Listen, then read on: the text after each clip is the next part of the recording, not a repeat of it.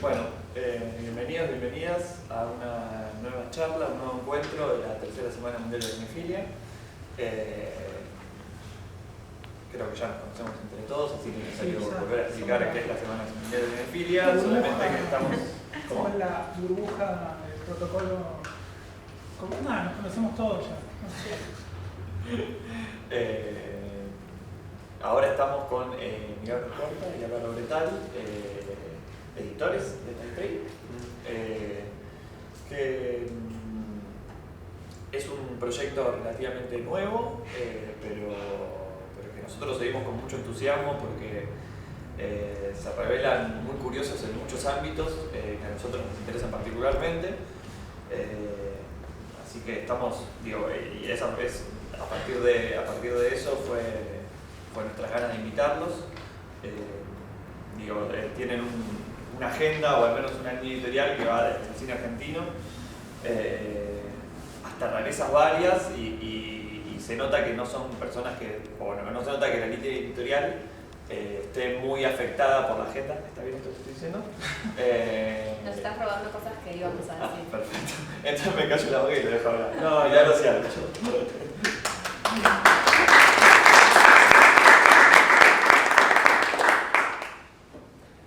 No, igual está bueno que lo diga gente que no somos nosotros. Nosotros creemos que estamos haciendo algo, pero hoy no es lo que estamos haciendo. Bueno, hola, ¿cómo andan? Muchas gracias por estar acá. Mi nombre es Álvaro Bretal. Por ahí me vieron ayer ya presentando una película. Bueno, muchas gracias por la invitación. Y vamos a hablar un poco de Taipei. Tenemos como algunas cosas para decir. Una estructura más o menos armada, pero interrúmpanos.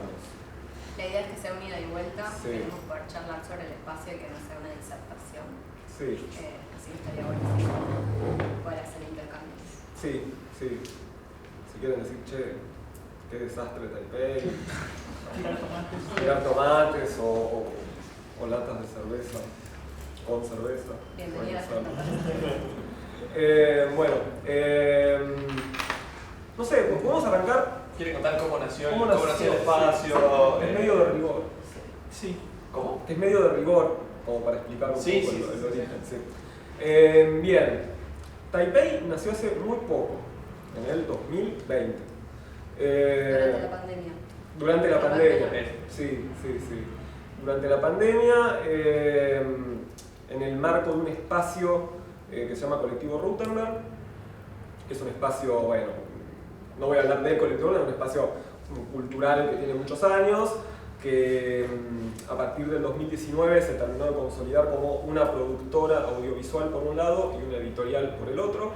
En el 2019 sacamos un libro que se llama Giallo, Crimen, Sexualidad y Estilo del Cine de Género Italiano, que lo presentamos acá también en 2019.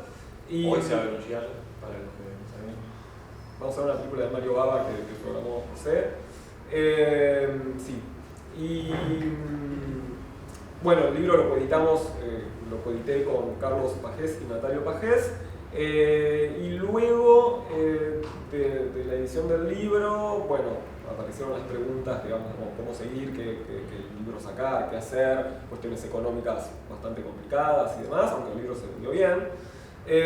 Y a mí me empezaron a dar muchas ganas de armar. Me dieron muchas ganas de editar textos. O sea, el libro de Giallo había tenido un proceso de edición muy intenso, aparte de muchos años, porque fue un libro que llevó muchos años de organización, donde los tres editores estaban como todo el tiempo haciendo devoluciones, intercambios con los autores, porque era un libro colectivo. Entonces, bueno, me quedó como el bichito, digamos, de las ganas de editar textos. Y la verdad es que con los libros se podía seguir haciendo, pero era algo un poco más pausado y algo un poco más distendido, digamos, y yo tenía ganas de editar muchos textos todo el tiempo, y ahora digo, qué idiota, o sea, no quiero más, o sea, ya tuve suficiente. Sí, pero es un poco la idea de una revista con su modalidad tan diferenciada de lo que es hacer un libro como reverso, contrapunto, necesario, en cierto punto, al menos para cómo trabajamos nosotros, de lo que es la edición de libros, con todo el tiempo que conlleva, con la focalización en un tema muy específico, y la revista con la periodicidad que tiene, la idea de que sea digital, tiene como una dinámica muy distinta y nos sirve como para ir oscilando entre ambos polos y no aburrirnos también de ninguno de los dos. Claro, y ahí está como también la particularidad que por ahí, a diferencia de muchos proyectos que nacen en la virtualidad y después pasan al papel, acá primero estuvo el primer libro y después eso como que un poco me permitió decir, bueno, acá hay todo un márgenes de libertad, digamos, que con los libros son un poco más complicados, porque son sobre temas específicos y tenés una cantidad de páginas puntuales. Y en ese proceso, 2020, la persona con la que armamos Taipei, que es Iván Mustindui, a quien le mandamos un saludo muy grande, si nos está mirando y si no también. Bueno, con Iván fue todo este proceso de armar Taipei, de ponerlo online, de diseñarlo, que no es lo que mejor se nos da, pero lo seguimos, y demás. Y bueno, se arrancó, eso fue septiembre, octubre del 2020, después se sumó Milagros. Bueno, y la idea era hacer, ahora somos 5 personas, como hubo abruptos, así, saltos de crecimiento, se sumó Milagros, bastante después se sumó Agustín Durruti y ahora, muy recientemente, Pablo Secarelli, de Revista Pulsión, que ya no existe más Revista Pulsión, y sumamos a Pablo.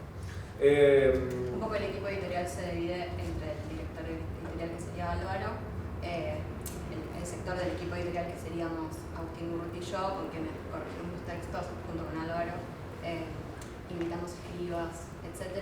Y la sección de coordinación, que es donde quedaron Iván Mustindui y Pablo.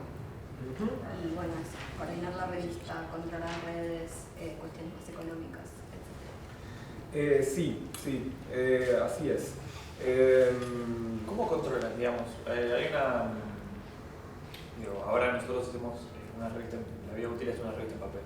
Entonces como que tenemos ciertos mojones temporales, digamos, ¿no? Como bueno, ahora vamos a hacer esto, entonces laburamos hasta esta fecha, laburamos hasta la otra fecha, digamos, trabajamos con deadlines, ¿no? Lo cual te organiza el tiempo. ¿Cómo organizan el tiempo ustedes, sabiendo que es una revista digital? O sea, ¿cómo trabajan en las distintas líneas? Supongo que también tiene que tener que ver con ir avanzando en distintos carriles temáticos, digamos, o distintos carriles de dossiers o de especiales, ¿no?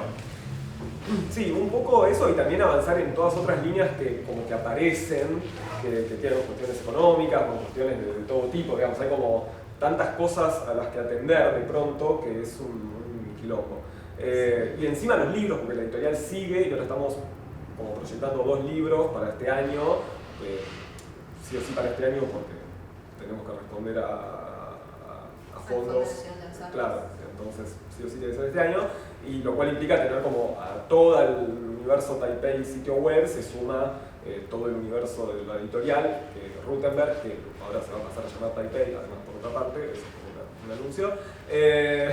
Pero el tema de los... O sea, nosotros lo que intentamos hacer es ponernos una cantidad de textos semanales, mínimo de un texto por semana, preferentemente 2. Eso es como lo que tratamos de llegar, digamos, y ahí aparece como, digamos, la diferencia para mí bastante grande en la relación con los colaboradores, que por ahí no pasa tanto en revistas o en papel, donde vos tenés como ciertas cuestiones externas que te dicen, bueno, los textos tienen que estar para tal fecha, porque si no tenemos que mandar a la revista, a la imprenta, lo que sea, y acá no pasa eso. Entonces de pronto es como, bueno, ¿cuál es mi argumento para decirle a alguien que no le estoy pagando, decirle, che, bueno, necesito tener tu texto para dentro de un mes? Y ahí quedan muchos textos como en el limbo, eso es como muy particular. Y este año, el año pasado fue como el primer año completo, digamos, de Taipei, fue como un año también como un poco de experimentación y de búsquedas y de caos, pero en un buen sentido, digamos, no malo. Caos creativo, digamos. Caos creativo, claro, y este año, por encima con lo de los libros, como presionándonos, definimos algunas líneas, un poco lo que decía Lautaro, digamos, para organizarnos mejor nosotros. Entonces armamos una serie de dossiers, una serie de cuestiones que nos permitan tener bien organizados sobre qué vamos a escribir. Después va a haber un montón de otros textos, digamos, que van apareciendo y está fantástico, pero por lo menos nosotros tener 4 o 5 líneas de laburo más o menos definidas. Algunas series de entrevistas, algunos dossiers que tampoco queremos adelantar mucho porque tampoco sabemos si se van a concretar, pero bueno, tenemos en la cabeza y en diálogo con algunas personas algunos dossiers, algunas propuestas como medio lúdicas con los colaboradores como para incentivar también el intercambio, como varias ideas, siempre apuntando a esto, a que haya mucho movimiento entre los colaboradores y a la vez cierta organización, pero esa es la parte más complicada. Una de las cosas que yo tenía ganas de preguntarles y se los adelanté a los chicos antes, nosotros la vida útil tuvo una experiencia online muy fallida. Como de 2 años. Sí. Y un poco parte de esa falla tuvo que ver con que nunca encontramos la forma de comunicarnos con el tráfico que requiere la virtualidad de Internet, la lectura de Internet, que siempre es como más rápida. La gente no pierde mucho tiempo en una web, está todo el tiempo en pestañas.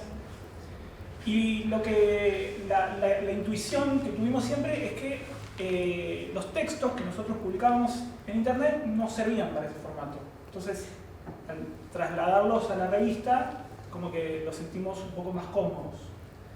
¿Les pasa un poco eso? ¿Cómo controlan la travesía del usuario por la página, digamos? En realidad es algo bastante en proceso, como una preocupación que aparece en reuniones, que charlamos mucho. Creo que es uno de los motivos por los cuales terminamos dividiendo el equipo editorial entre producción y coordinación, como para tener un sector que pueda pensar esos problemas en profundidad, así que es algo muy en proceso. Es muy difícil, digamos, más allá de que tenemos herramientas como el Analytics, como para entender el flujo de tráfico en el sitio, es muy difícil predecir quién se va a quedar, cuánto tiempo, cuánta gente. Hay algo del equilibrio entre textos un poco sobre películas más desconocidas o sobre temas no tan abordados que quizás no llaman tanto la atención a la lectura de entrada, y otros textos o entrevistas puntuales que generan otro tráfico, pero de pronto no es tampoco la principal preocupación del sitio. Hay algo de la autonomía que nos importa bastante, de poder pensar los problemas del cine que nos interesa abordar, sin esta dependencia que genera pensar, por un lado en el usuario como algo abstracto y que nunca vas a terminar de entender, Claro. Y por otro lado en la agenda, lo que decías vos antes, o en el campo. Entonces, principalmente defendemos publicar lo que queremos publicar y vamos viendo. Sí, también pasa, Analytics es una... Yo odio Analytics.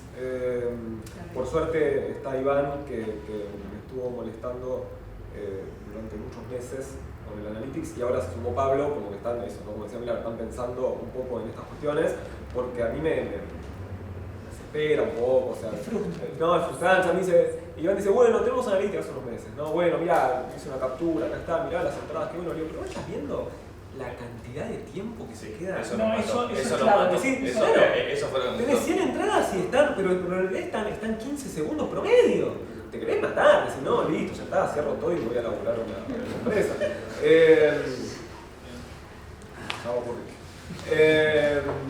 No, pero bueno, igual sí es algo que es interesante pensar, y también un poco la pregunta que para mí en una página que tiene un ritmo bastante regular y bastante acelerado como Taipei, o sea, no, al lado de otras páginas que por ahí publican textos todos los días no lo es, pero al mismo tiempo si vos no entraste durante 2 meses, de pronto capaz tenés, no sé, 20 textos nuevos, que es un montón para leer.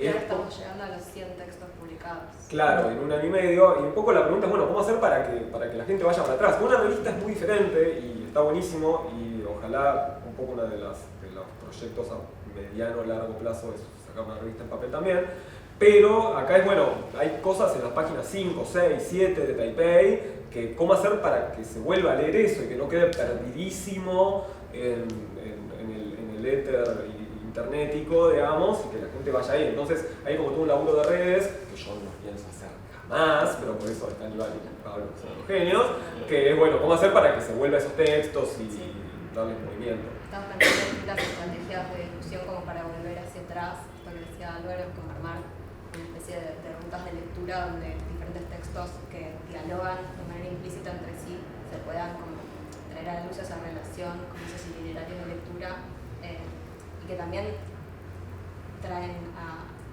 la luz que muchas cosas están vinculadas porque nos interesa sostener determinadas líneas y preocupaciones estéticas, etc. Entonces está bueno como lo que se puede hacer desde las redes, pero por eso lo dejamos en manos de... Sí, nadie nunca quiere agarrar las redes, es así.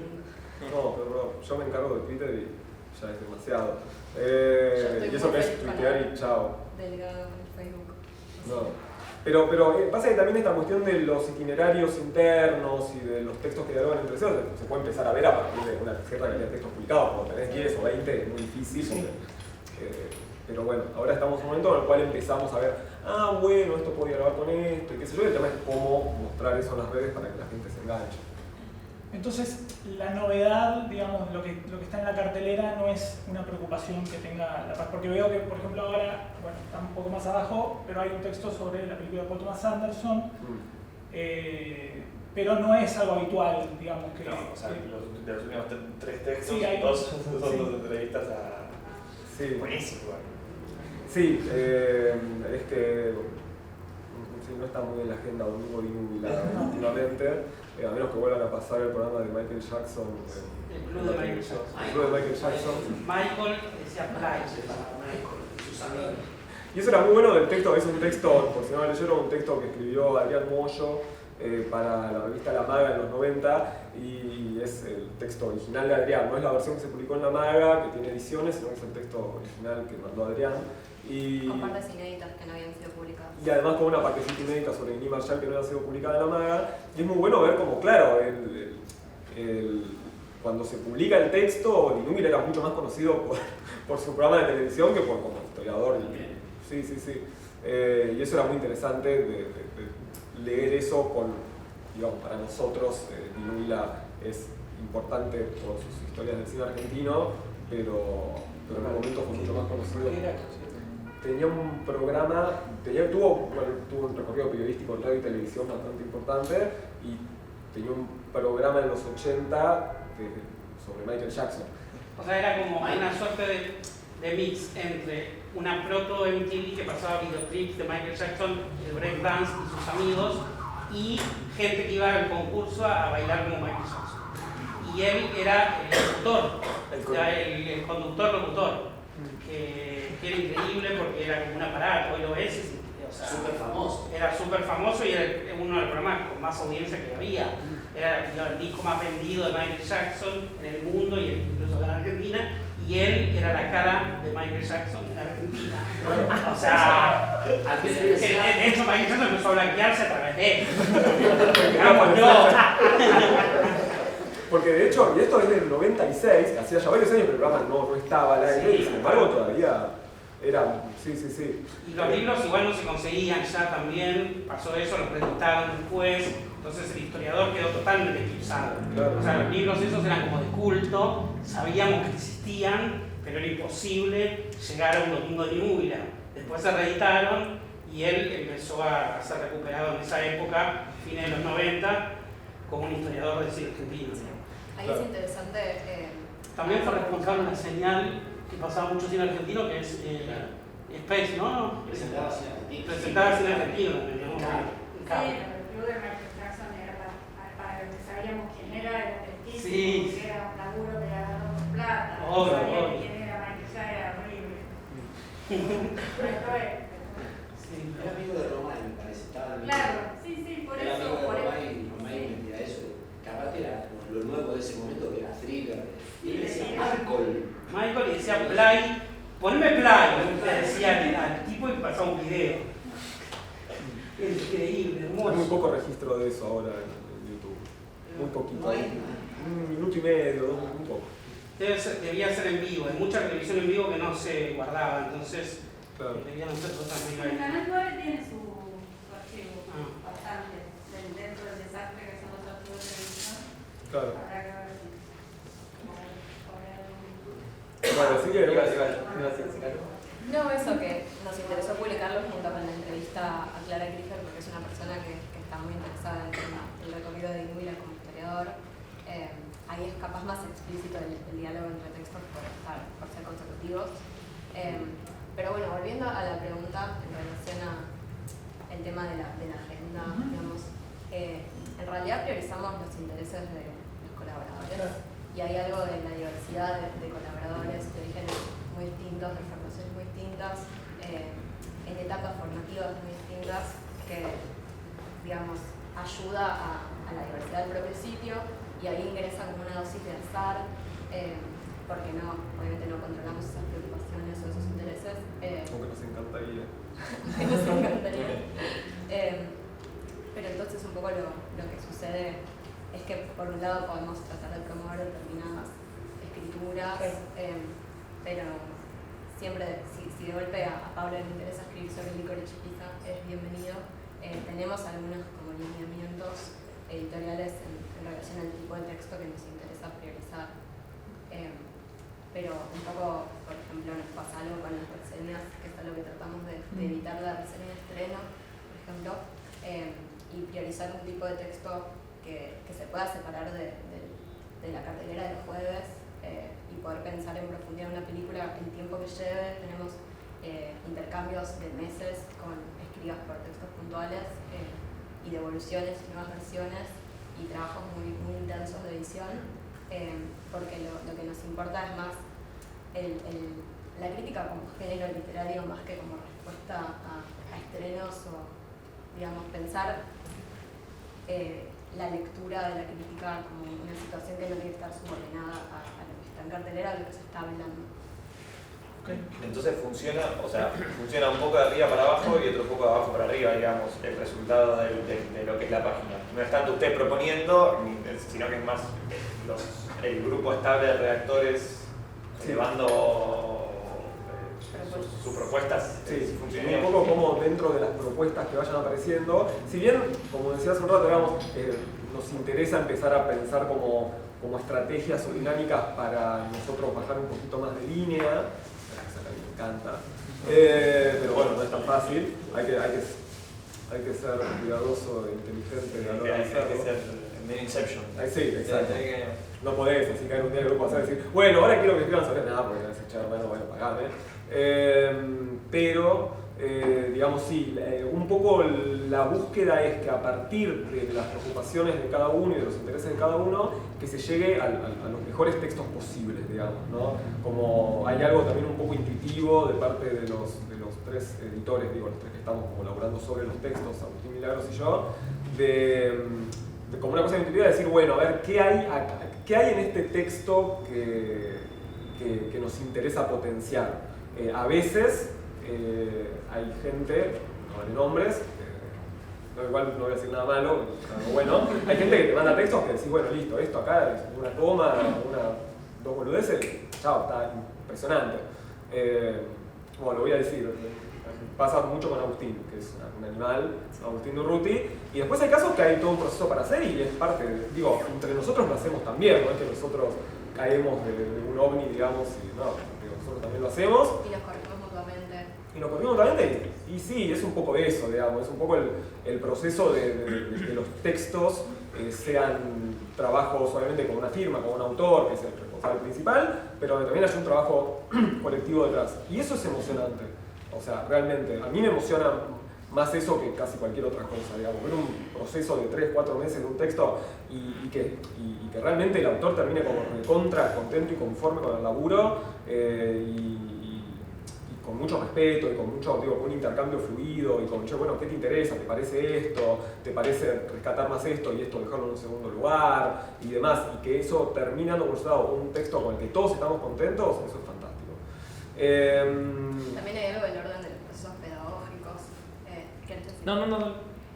Con gente que recién empieza a escribir o con estudiantes, me incluyo, por la manera en que entré a la escritura sobre cine y que tiene que ver con haber sido leída por Ivano Álvaro y los intercambios, etc. Es muy interesante porque de texto a texto empieza como a haber una complejización en la mirada, una diferencia muy grande y es muy grato, digamos, recibir ese tipo de desarrollos. Y después pensaba como que hay algo que me hacía pensar en la idea de casting, porque no podemos predecir qué van a querer escribir, pero sí podemos elegir a quién convocar para que escriba para el sitio, y ya ahí hay como una decisión de intereses nuestros. Sí, por supuesto. Y bueno, eso, y después tratar de mantener como un equipo más o menos estable, que no es fácil, y que no terminen siendo como todo el tiempo colaboradores nuevos, sino que haya como un equipo que se vaya... Una identidad también. Sí, una identidad, exactamente. Claro. Sí. La dificultad con el tema de la identidad es pensar, bueno, en un sitio autónomo sin recursos económicos, sin poder remunerar el trabajo de los colaboradores, cómo construir esa solidez de identidad. Sí que se convierte en un caos el sitio, y bueno, eso es una pregunta que nos seguimos haciendo. Rami quería... Sí. No, quería preguntarles como cuáles son como las preocupaciones, no sé si decirle temáticas, pero centrales, que de alguna manera definirían para ustedes la línea editorial del sitio, digamos.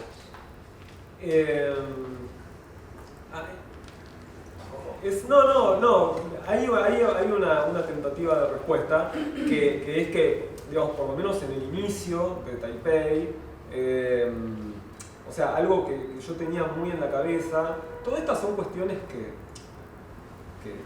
como que es el proyecto y la búsqueda. Después ustedes contaban a veces, che, pero esto no está, ¿sabes qué me estás hablando? ¿Soy chamullero? Bueno, es lo que aspiramos, digamos, pero un poco lo que siempre me perturbó, digamos, estoy dando mucha densidad, pero es esta cuestión con el nivel y la cantidad, digo, y intensidad de las posibilidades que tenemos de acceder a una diversidad de cine comunal como nunca antes en la historia, porque es una verdad de perogrullo, pero es una verdad. ¿Por qué hay como una repetición a la hora de los temas sobre los que se escriben? No pienso en ningún sitio particular, digo, pasa muchas veces en las redes sociales, como a la vez no está mal que haya una película de la cual se está hablando mucho durante un tiempo, digo, eso siempre pasó y es fantástico. Sí, pero de tendencias muy fuertes en la discusión cinéfila en general. Claro. Entonces tu definición es por oposición casi. Casi, es que empezó un poco así, digamos, como esto de, que el otro día me decía Milagros, como la expresión que me parece bastante justa, de puntos ciegos, digamos, ¿no? Como de qué es lo que no está, y tratar de un poco preguntarnos por qué es lo que no está y tratar de aportar algo a partir de ahí. Entonces, la identidad yo creo que, digo, un poco se va construyendo en el proceso, y es un laburo bastante difícil e intenso, pero sí está como todo el tiempo esta pregunta de, bueno, ¿qué es lo que está faltando? Y qué es lo que, de todo lo que está faltando, qué es lo que nos interesa poner en primer plano, con una disponibilidad muy grande de recursos, porque también hoy en día no solamente es muy simple conseguir una película muy rara de hace 70 años a través de Caragarga, y te la bajás con subtítulos y fantástico, sino también de contactar gente, digo, ¿no? Un poco preguntábamos, nos pasaba un poco con el tema de las entrevistas, por ejemplo, ¿no? De decir, bueno, ¿qué Sujetos. Claro, o sea, qué personas que tienen mucha relación, digamos, con el mundo del cine. El mundo del cine no son solamente las películas y los directores y los guionistas y los productores, sino también docentes, investigadores, editores de libros, programadores, etc. Bueno, ¿por qué esta gente no está apareciendo tanto en las páginas especializadas en cine? Y ahí había como muchos universos, como muchas puertas para abrir, y nos interesaba eso. Así es como empezó, por ejemplo, el ciclo de entrevistas a docentes que hace Iván Mostinduy, con ayuda de otras personas, pero es como su proyecto.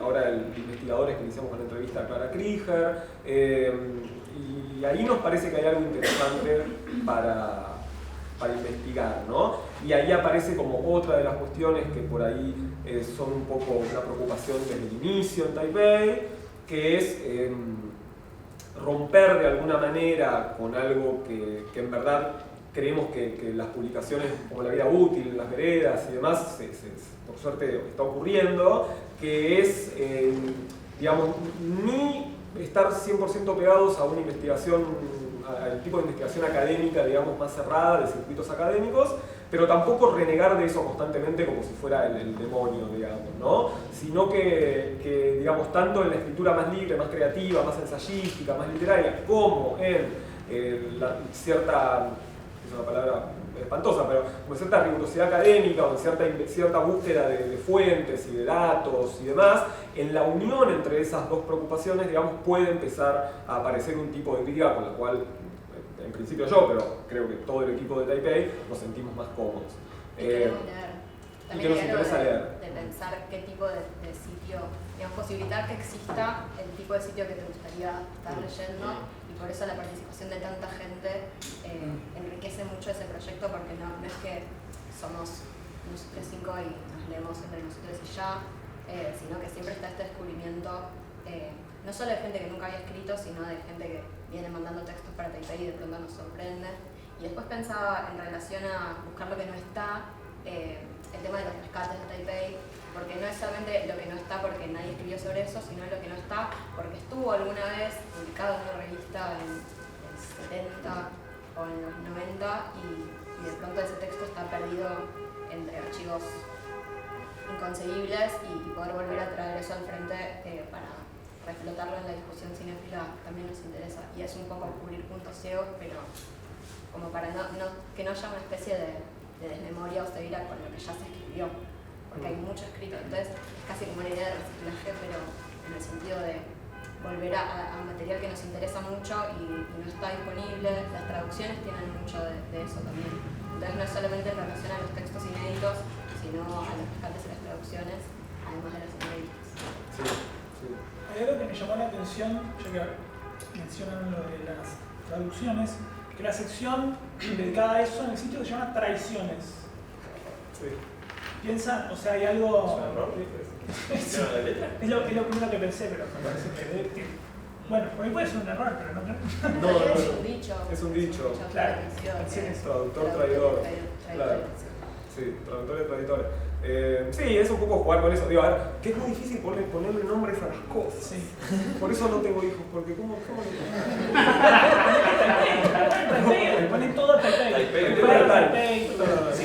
Sirve de paradójico. Claro. Taipei Empezó 1, la- Taipei 2. Empezó el sitio web, después la editorial y ahora todo lo que está el gato, los hijos, todo. Todo Taipei. No, pero en serio, es muy difícil poner nombres. Acá De hecho, preguntaron por qué Taipei. Porque Taipei. vamos a. Ahí, ya llegaremos en breve. Era lo que no queríamos. No, y fue un proceso re largo, o sea, realmente desde que empezamos con la idea con Iván, en un proceso había estado Natalio Pajés, que después, bueno, se dedicó más a la productora Rutenberg, pero ya cuando empezamos a pensar más concretamente en la página éramos Iván y yo, y ese proceso que fue en pandemia fue de, no sé, 6 meses, bueno, 5 meses y medio fue el nombre. O sea, era insoportable, ya en un momento era bueno, pongámosle Pepito, Cine. Pero, Es mejor. No, pero entonces después era, bueno, listo, tenemos el nombre, bueno, fantástico. Bueno, ahora las secciones, no, porque era un karma, y entonces era buscar como una pequeña vuelta de tuerca, para bien o para mal, digamos, ¿no? Y que bueno, Sí. tener traducciones que no sean traducciones y jugar un poco también con esta cuestión de que las traducciones son terrenos también muy abiertos y muy libres, digamos, ¿no? Claro. Nos gusta traducir, casi todos traducimos con mucho placer, y también son procesos bastante complejos donde de pronto hay un archivo compartido con el texto original y la traducción, y vamos haciendo comentarios, idas y vueltas, y Traducimos de a 4 manos. claro. También, el mismo texto.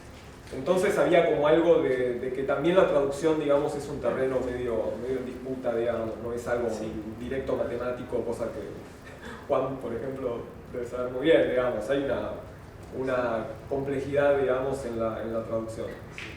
Y a nivel publicación siempre ayuda la traducción a tener algo ahí, bueno, nadie quiere escribir, bueno, vamos a Sacamos. esto lo digo porque nos pasa a nosotros también a veces. Sí.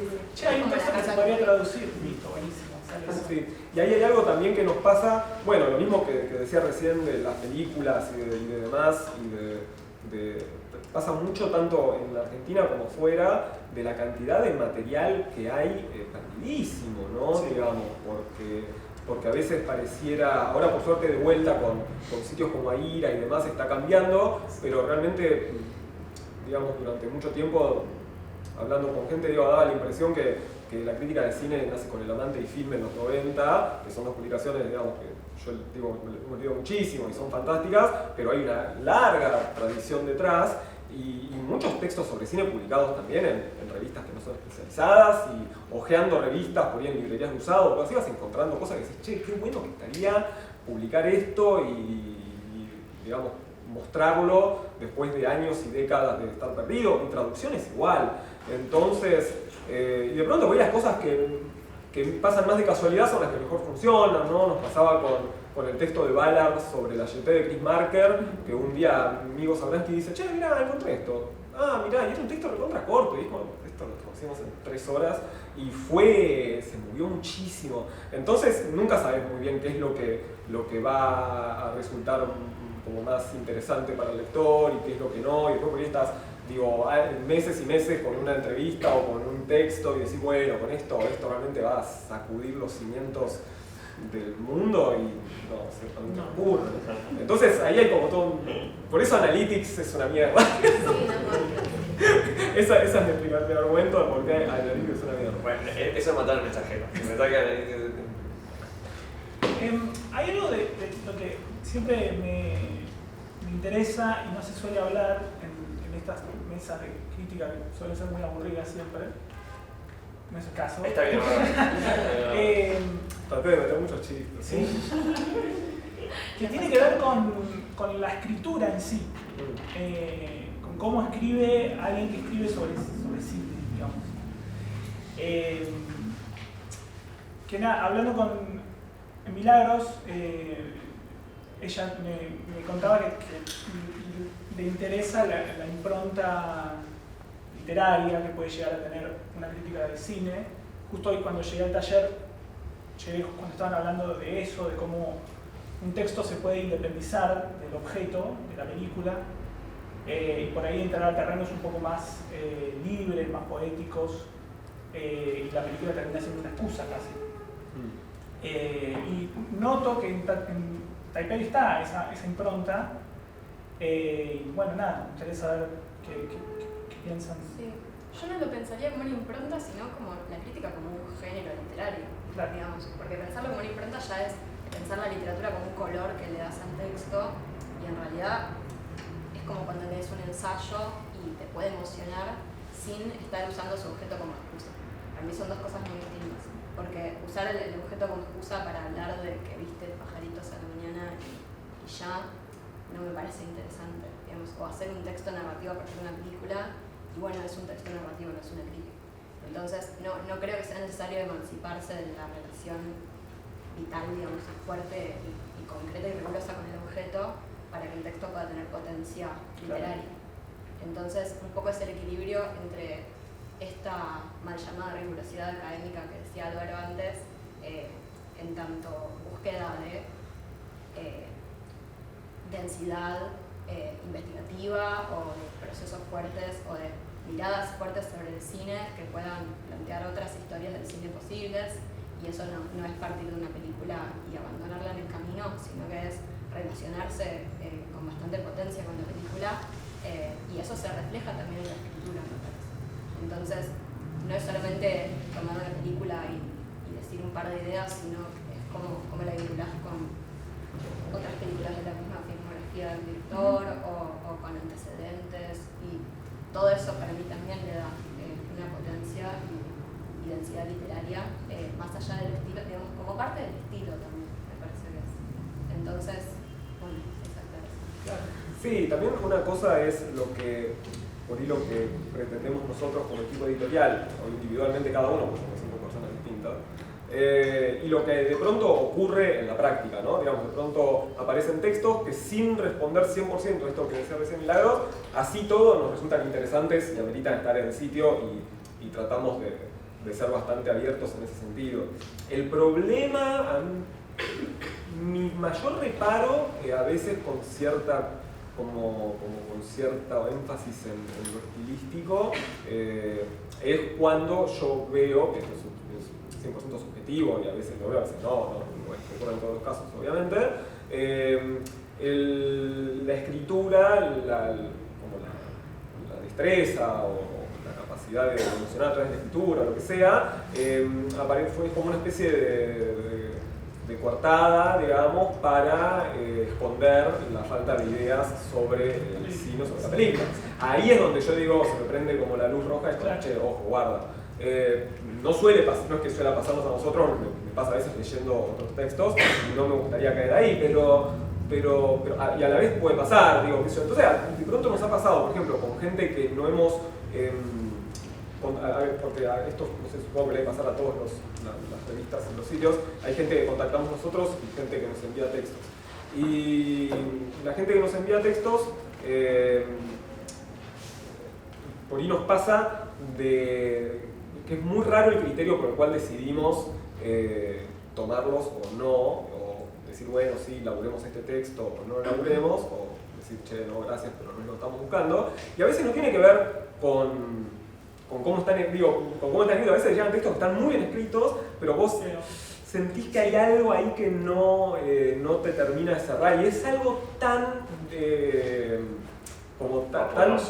sí, tan en el aire, y a la vez lo charlamos y todos solemos como llegar a un punto de acuerdo, de equilibrio, pero no es algo riguroso y matemático. A la vez, ahí es muy fuerte el trabajo de edición, al estar corrigiendo un texto y de golpe decir, bueno, esto suena hermoso, pero ¿estás seguro de que esto está pasando en la película? Y poder limar, digamos, esos espacios donde parece que el estilo se empieza a comer a la escena, justamente, o se subordina todo a la belleza de las palabras. Y un poco sí, no sé, es como todo, cuando aparece la poesía no es porque pusiste florcitas y palabras lindas, sino que es un armado más fuerte que hay atrás. Entonces empieza como a ser una cosa más barroca o entrar en el terreno del estilo, y me parece que siempre tiene que estar muy de la mano con el pensamiento sobre lo mismo. Pero por eso me parece importante la figura del editor, no solamente en el caso de Taipei, sino en cualquier escritura, cualquier publicación. Sí, tampoco daré nombres ni nada, pero... No porque están filmando. No, que hay muchos colaboradores, ahora ya, bueno, los que están hace mucho se recontra acostumbrados, pero al principio era como, no, qué bueno, porque no, yo he mandado textos a otras páginas, me han publicado, pero no hay laburo de edición. Claro. Pues sí, mierda, bueno, está bien, qué sé yo. Cada uno hace lo que le pinta, pero por ahí a ver, lo del proceso de edición es algo que en parte es algo que me parece importante y lo defendería con argumentos y bla. Y aparte porque me gusta, digamos, entonces lo disfruto, y porque si no lo disfrutara me costaría más pensarlo como algo tan central y tan integral, porque trataría de hacerme el boludo y no, esto no es tan importante, pero realmente lo disfruto. Lo disfrutamos los tres editores centrales, todos, pero sobre todo los tres editores principales, y eso, y digo, ahí sí creo que hay algo también más o menos particular de Taipei, que hay como un laburo detrás de los textos. Sí. Para bien, para mal, una cosa es el proceso, otra cosa es el resultado, todos lo sabemos, pero bueno. Vale, quería decir algo.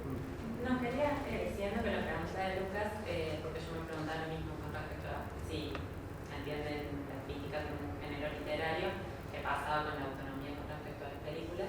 Y vos lo respondiste más desde el contexto de producción, o sea, desde la escritura, pero me preguntaba qué pasaba desde el contexto de recepción. ¿Qué pasa con sus lectores? Porque desde el principio están marcando esto de que no está ligado a la agenda ni a los estrenos, y me imagino, yo la verdad que nunca entré a entrar al sitio, que hay un montón de notas sobre películas que no vimos. Si se preguntan eso, si es problemático o al contrario, posibilidad de que las leamos de otra forma. A mí me parece algo, a mí me interesa, me parece como no sé, como lector disfruto mucho de descubrir películas a través de la lectura. También a veces, obviamente, leo sobre películas que ya he visto para discutir o para posicionarme en algún lado y para entender mejor, lo que sea, pero mi parece que fue una especie de autobiografía que no importa, ¿no? Pero mis momentos de mayor intensidad cuando era más joven, eso es terrible. No, pero que la intensidad va disminuyendo a veces. Pero en fin, eso es verdad. Mi momento de mayor intensidad cuando era más joven y empezaba a leer crítica y demás, era eso, ¿no? La apertura y la posibilidad de descubrir nuevas películas y nuevos directores y cine que no tenía la menor idea de que existía y que aparte cuando yo era más joven era un poco más difícil de llegar y había como todo un halo de misterio. Ahora si tenés un par de cuentas en sitios como que ya está, pero yo creo que es algo interesante. No sé cómo lo vivirá el lector promedio de Taipei, no sé si hay un lector promedio, no sé si hay lectores de Taipei, pero por ahí el Analytics nos está engañando. A la vez tenemos mucho intercambio, feedback, respuestas. Puede ser. Pero para vos es importante que después se vayan las películas o ya hay un valor en la lectura, el encuentro con el texto. A mí me encantaría que después vayan las películas, sí, aunque el texto, sea favorable o no respecto a la película, no importa. Es un poco lo que decíamos ayer a la hora de presentar August in the Water de Vichy, digamos. Bueno, nos interesaba sobre todo en esta película, que es como el disparador, que hubiera algo que fuera un poco más del terreno del descubrimiento para los presentes, digamos, que vieran, ¿qué es esta película? E ir a verla. Sí, si después no van a verla, no sé si me interesa tanto, pero... A la vez hay algo del interés por el estilo y todo esto que hablábamos de la literatura, que de pronto leyendo un paper o un formato académico más cerrado no invita tanto al visionado, digamos, no se genera tanto ese trampolín solamente por la dureza del texto, como algo de la rispidez, y que de pronto un texto que te puede entusiasmar desde la lectura y además decir cosas como fuertes, ideas fuertes y contundentes sobre una película, esa emoción que genera no es solamente que habían escrito esto, sino quiero ver esto, quiero que me pase esto que le está pasando, o quizás no, porque puede ser un texto como muy crítico de la película, pero quiero saber por qué generó todo este revuelo alrededor y eso lo genera un texto bien escrito. Sí, y no solamente con las películas, ¿no? Porque ahí hay otra cosa, que es que en Taipei nos interesa, porque nos interesa a nosotros y hemos como sumado colaboradores que también tienen preocupaciones similares a las nuestras en este sentido, donde aparece la fotografía, donde aparece la pintura, donde aparece la música, donde aparece la poesía, donde aparece la literatura. No solamente es salir a descubrir películas, sino que sean como puertas, ventanas posibles para descubrir obras en general o textos de investigación o lo que fuera. O vínculos multidisciplinarios donde una película te lleva a hikings con el pasaje, digamos, o que pueden pasar cosas entre las obras y que ese vínculo lo puede hacer quien escribe, me parece. Sí, y en ese sentido hay como algo de una cinefilia como muy cerrada y plegada sobre sí misma y muy del cine mucho más importante que la vida. Yo que creo que en Taipei no está y que me gusta que no esté, digamos, ¿no? Que el cine sea el elemento principal, por supuesto, pero que esté en diálogo constante con otro montón de cosas, artísticas o no solo artísticas. Me gusta eso. Recién vos lo decías que no crees que haya un lector promedio de Taipei, que quizás es joda, pero no crees que hay una construcción en la historia ideal de Taipei, el evitar las reseñas, hacer textos más libres y literarios, quizás. Porque yo creo que evitando reseñas está bueno, yo leo su sitio, me encanta, y veo que eso no hacen reseñas, me parece muy interesante. Pero es un obstáculo social a la hora de encontrar nuevos lectores, ¿no? Porque la gente que quizás no está tan interesada en la crítica como género entra por ese lado. Sí. Es difícil eso. Es difícil porque es como una exigencia que le estás dando a quien entra al sitio que está como en el borde de una especie de litigio, ¿no? O sea, hay algo preocupante cuando un texto es muy cerrado o hay como un léxico muy cerrado del cine que invita a gente no especializada o que no se introdujo en el cine. Digamos, es una problemática a pensar. Sí, puede ser. Sí. Bueno, nosotros en la vida útil, no sé, es una discusión bueno, empiezo como un poco la sesión de terapia. Sí, Después del favor. Apague la cámara. Pero nada, es como una discusión interna constante, ¿no? Yo, digamos, si yo no fuese parte de la revista y me encuentro eso, diría, wow, como esto es para mí. Pero la vida útil. Pero por otro lado, en el equipo está esa discusión de, bueno, pero no seamos una revista especializada para un cinéfilo particular, como tratemos de ampliar todo el tiempo el espectro del lector. Pero no sé, yo después miro la revista número tras número y es cada vez más cerrada, como... Claro, te iba a decir eso, perdón, pero... Claro, como al final dejamos como llegar atrás. Bueno, pero eso nosotros, ¿no? Claro, yo lo que pensaba es que me parece que hay algo que quizás podamos compartir todos los que estamos como en proyectos críticos en este momento, como con vida plena en este momento, que digo, como que la crítica que dependía, o sea, la crítica que hasta hace unos años tenía una función más clara, que estaba vinculada al periodismo, que estaba vinculado a mover la perilla de la cartelera, etcétera, tenía como una función externa al crítico, digamos. Como que nosotros somos todos como críticos autoconvocados, digamos, o vocacionales. Entonces, me parece que inevitablemente en el momento que vos de la ecuación sacas el dinero o una función externa muy concreta, estoy simplificando algunos elementos, pero como que el lector ideal es uno, en realidad. O sea, uno, que de alguna manera lo dijo Milagros, me parece, como uno escribe las cosas que le gustaría leer, digamos, y que yo creo que, aunque suena muy onanista, en realidad es algo muy sano también, porque digo, esa ecuación, en principio, garantiza como una disposición a hacerlo con mucha entrega, digamos. Yo creo que igual, no sé si es tan diferente la idea de la crítica hoy a estar subordinado a una cartelera, porque ya el cine hoy no es la cartelera. O sea, las películas que escriben ahí son películas que se pueden ver, que ustedes las ven fuera de la cartelera, donde ve el 80% de la gente del cine. Entonces, en realidad está subordinado a tu gusto, pero subordinado a qué podés ver. Lo que no podés ver en la cartelera que vos ves, que bajando películas en no sé dónde, en las plataformas, qué sé yo, no vas a poder escribir. O sea, para mí, no sé si es tan diferente. O sea, sigue siendo la misma. Igual, tampoco el periodismo especializado en cine, sacando la crítica de los diarios, porque la crítica es una práctica institucional, digamos, es decir, la crítica periodística es un tipo de crítica y la crítica especializada es otra institución. La crítica especializada en Argentina, y estoy hablando de casi toda la historia, no estuvo subordinada a la cartelera. Si vos ves los primeros números del Amante, obviamente están las películas de cartelera, tienen un poquito. Film, crítica especializada, casi no hablaba de cartelera. Se hizo pensando en no tener la cartelera. No digo film, digo tiempo de cine, digo la crítica. Los textos de Horacio Quiroga que hablábamos hoy, la crítica, digo, está bien, hay un corte que es internet, ¿no? Claro, obvio. Ustedes dicen, pero que tampoco es tan distinto, porque... Es lo que digo. Sí, no, la verdad es que no. Yo los escucho hablar y son las mismas conversaciones que teníamos con la sí.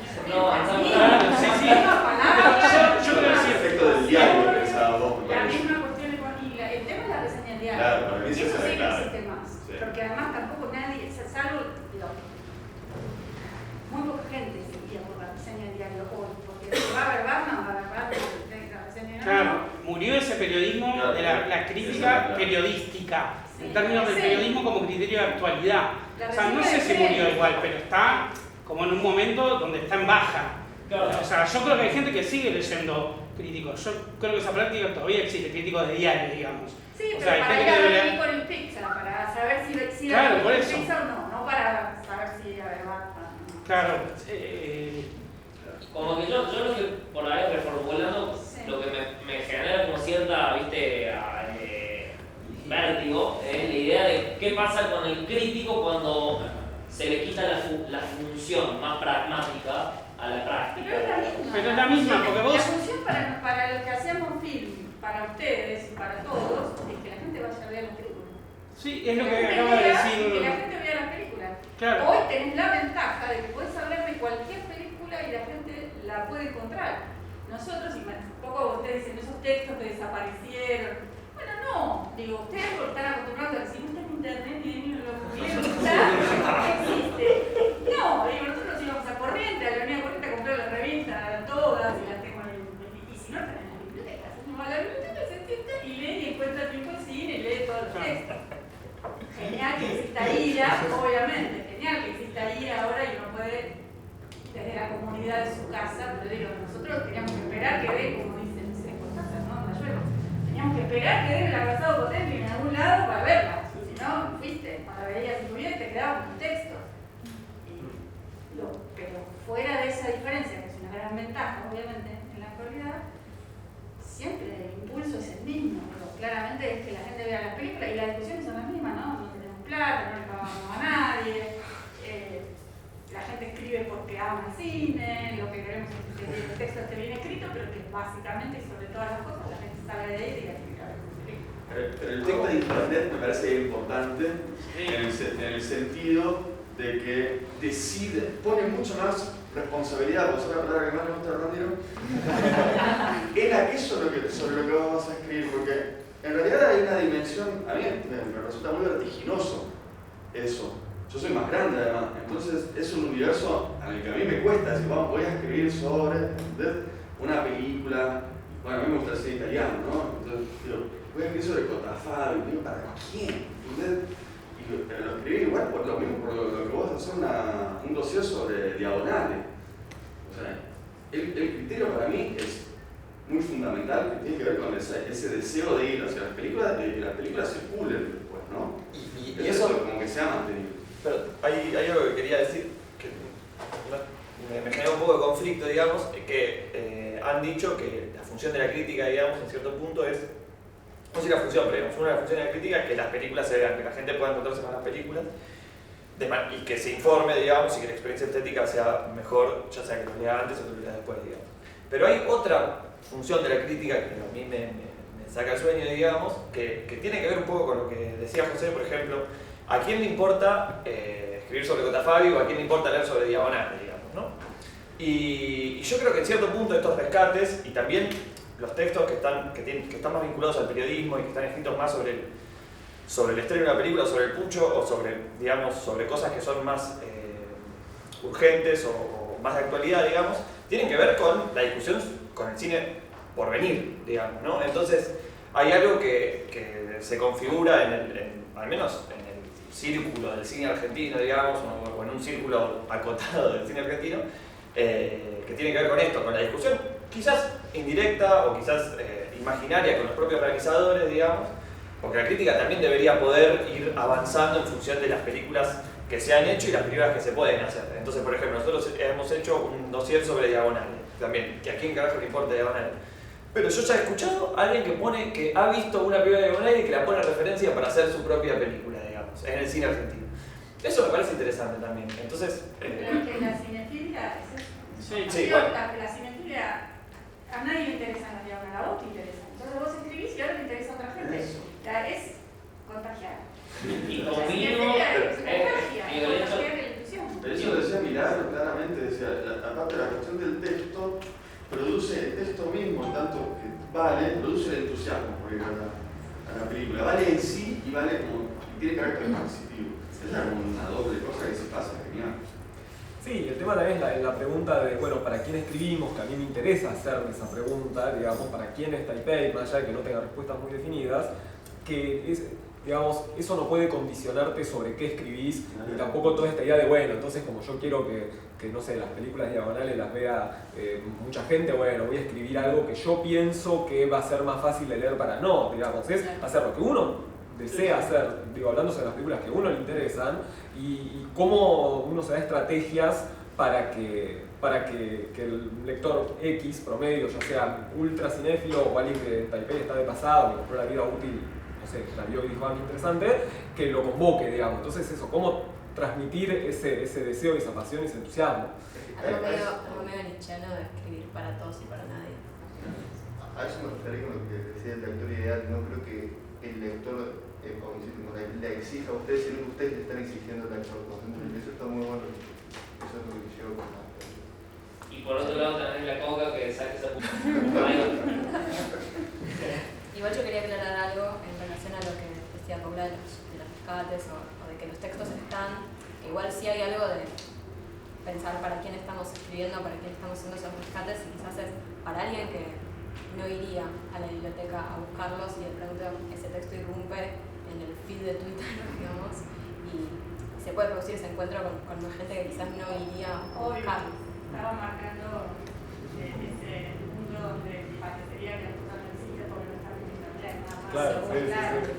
Pero aparte incluso a los autores, bueno, con los cuales a veces no, digo, cuando traducimos el texto de Foucault sobre Pasolini no lo contactamos, pero en el caso de Adrián, que yo me entero del texto ese, me dice, che, mira, pero eso es lo más hermoso, el nivel de azar y de cualquier cosa, me parece fantástico.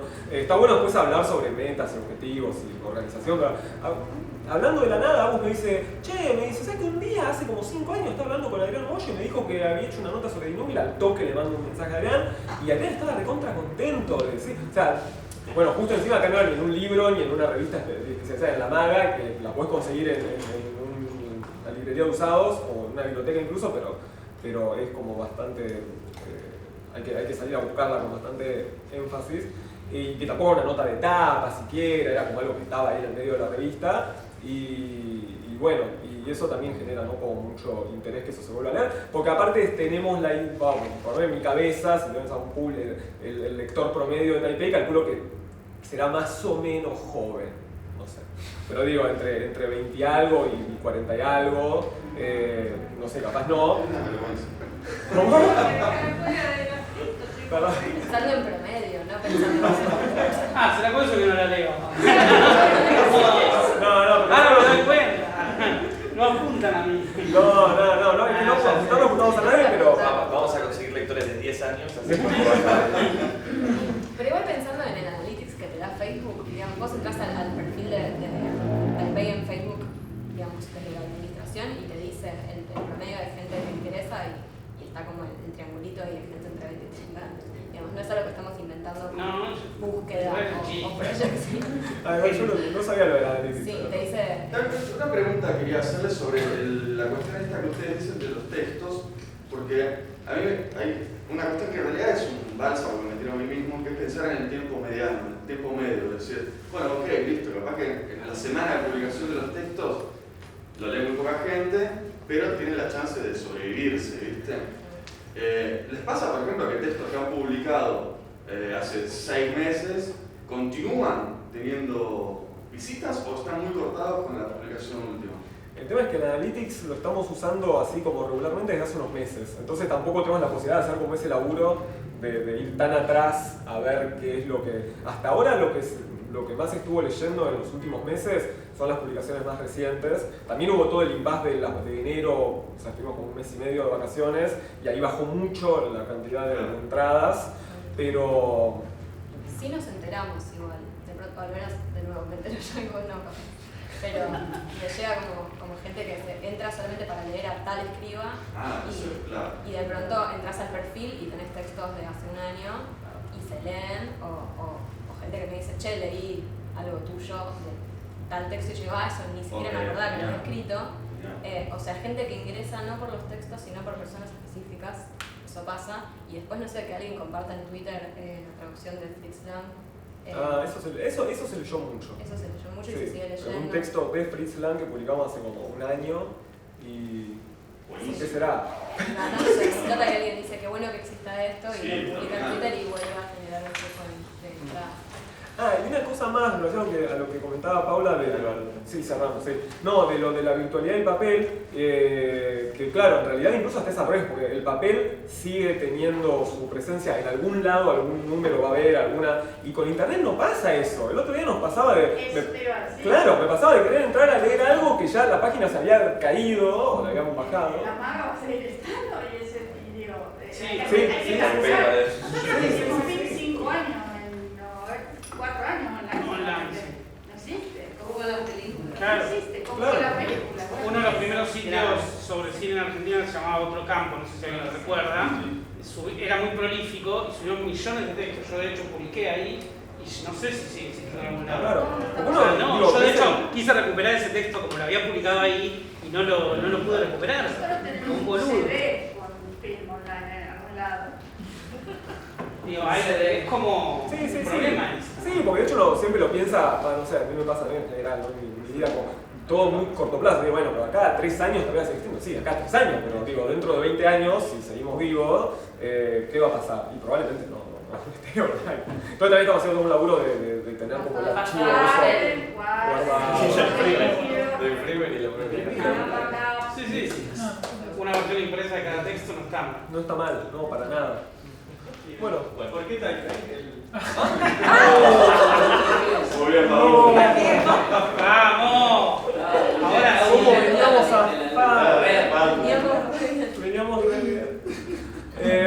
No, había un poco de, bueno, a ver, lo primero, honestamente, digamos lo que les dije, o sea, estuvimos 6 meses, bueno, fue bueno, algo que más o menos nos cuadre. No, pero había la razón puntual de la que por otra parte se puso online antes que Seúl, yo esto lo quiero decir un par de meses antes, porque se han dicho muchas cosas al respecto, sobre todo en Twitter, que nos interesaba, digamos, la idea de las nuevas olas del cine asiático. Justo yo estaba muy metido viendo a Edward Yang, a Fuyo Shen y yo. Las nuevas olas del cine asiático de los 80, 90 para acá, y nos parecía de alguna manera que era un nombre que nos... Me interesaba la idea de que quedara claro, claramente no queda claro, pero no importa, que estamos escribiendo desde una mirada muy contemporánea, ¿no? Desde el presente, que por más que vayamos hacia atrás y que vayamos que nos interesen cines de todas las épocas y que nos interesen, que leamos textos sobre cine de todas las épocas y no solo sobre cine y demás, que la mirada es muy actual. Después la pregunta sería, bueno, pero estás hablando de una nueva ola del cine de hace 40 años y no es el presente. Sí, puede ser, sí, pero bueno, ya digo, por un lado... Estás 10.000 kilómetros de... Claro, ya además, espacio, no el tiempo. Claro, bueno, no, pero y además, otra cosa no es menor, que es que nos gustaba la palabra. Que no es menor, porque digo, si hubiera sido una palabra que no nos gustaba tanto, por ahí no. Pero nos parecía que tenía fuerza, cierta pregnancia, estábamos tirando nombres, serían nombres como de 5 palabras, decir, pero si ni yo me voy a acordar, después cuando tenga que ir a decir cómo se llama la página, de que fuera una palabra como con cierta contundencia, que quedara y que generara también una suerte de misterio de, che, ¿por qué carajo me llama así? No sé, no importa, no hay drama. Y un poco también de que la identidad del sitio no se construya a través del nombre. No queríamos como quedar muy pegados a... Igual suele ser así, digamos. Se podría preguntar por qué en el nombre de un montón de sitios o de revistas, y me parece que está bueno, digamos, que no haya como una respuesta tan obvia, que la identidad se construya después con el material que está ahí y no con un nombre muy obvio y explícito. Y el tema de la distancia geográfica para mí es importante porque si bien pensamos desde Argentina y pensamos mucho el cine argentino, poder como trascender el territorio y poder pensar el cine de diferentes cinematografías, también es importante. Sí, de hecho nunca fue la idea que se hablara tanto de cine argentino y ha ocurrido, y está bien, es un poco lo azaroso, pero en un principio mi idea era hablar bastante menos del cine argentino y salir a buscar cine de muchas otras latitudes, y bueno, finalmente hay como una bastante más presencia y me parece que está bueno, y hay textos muy buenos sobre cine argentino, creo en la página y demás, pero sí, un poco era como dice Milagros. O sea, que Claire tenía razón, iban a dedicar solamente 3 páginas al peronismo. Y finalmente la entrevistamos y bueno, pero sí. Bueno, la podemos